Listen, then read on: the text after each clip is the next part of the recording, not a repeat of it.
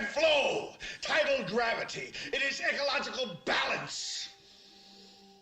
You are an old man who thinks in terms of nations and peoples. There are no nations. There are no peoples. There are no Russians. There are no Arabs. There are no third worlds. There is no West. There is only one holistic system of systems. One vast and immane, interwoven, interacting, multivariate, multinational dominion of dollars. Petrodollars, electrodollars, multi-dollars, Reichmarks, rims, rubles, pounds, and shekels. It is the international system of currency which determines the totality of life on this planet. That is the natural order of things today. That is the atomic and subatomic and galactic structure of things today. And you have meddled with the primal forces of nature. And you will atone. Am I getting through to you, Mr. Beale? You get up on your little 21-inch screen and howl about America and democracy. There is no America. There is no democracy. There is only IBM and ITT and AT&T and DuPont, Dow, Union Carbide, and Exxon. Those are the nations of the world today. What do you think the Russians talk about in their councils of state? Karl Marx? They get out their linear programming charts, statistical decision theories, Minimax solutions, and compute the price-cost probabilities of their transactions and investments, just like we do. We no longer live in a world of nations and ideologies, Mr. Beale. The world is a college of corporations, inexorably determined by the immutable bylaws of business. The world is a business, Mr. Beale. It has been since man crawled out of the slime. And our children will live, Mr. Beale, to see that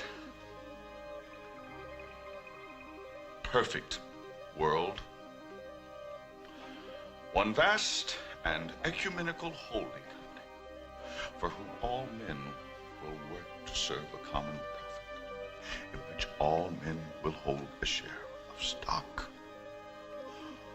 all necessities provided, all anxieties tranquilized, all boredom amused.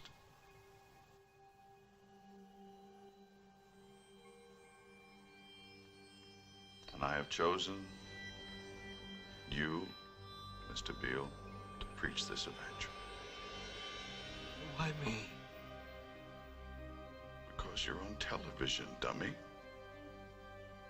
60 million people watch you every night of the week, Monday through Friday. I have seen the face of God. You just might be right, Mr. Beale. That evening, Howard Beale went on the air to preach the corporate cosmology of Arthur Jensen. Last night, I got up here and asked you people to stand up and fight for your heritage, and you did, and it was beautiful. 6 million telegrams were received at the White House. The Arab takeover of CCA has been stopped. The people spoke, the people won. It was a radiant eruption of democracy. But I think that was it, fellas. That sort of thing is not likely to happen again. Because at the bottom of all our terrified souls, we know that democracy is a dying giant, a sick, sick dying, decaying political concept writhing in its final pain. I don't mean that the United States is finished as a world power. The United States is the richest, the most powerful, the most advanced country in the world, light years ahead of any other country. And I don't mean the communists are going to take over the world, because the communists are deader than we are. What is finished is the idea that this great country is dedicated to the freedom and flourishing of every individual in it. It's the individual that's finished. It's the single, solitary human being that's finished. It's every single one of you out there that's finished. Because this is no longer a nation of independent individuals. It's a nation of some 200-odd million transistorized, deodorized, whiter than white, steel-belted bodies, totally unnecessary as human beings, and as replaceable as piston rods.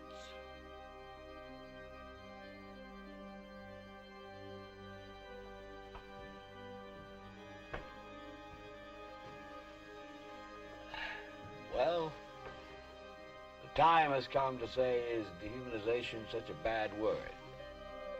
It's good or bad, that's what is so. The whole world is becoming humanoid, creatures that look human but aren't. The whole world, not just us, we're just the most advanced country, so we're getting there first. The whole world's people are becoming mass-produced, programmed, numbered, insensate. It was a perfectly admissible argument that Howard Beale advanced in the days that followed. It was, however, also a very depressing one. Nobody particularly cared to hear his life was utterly valueless.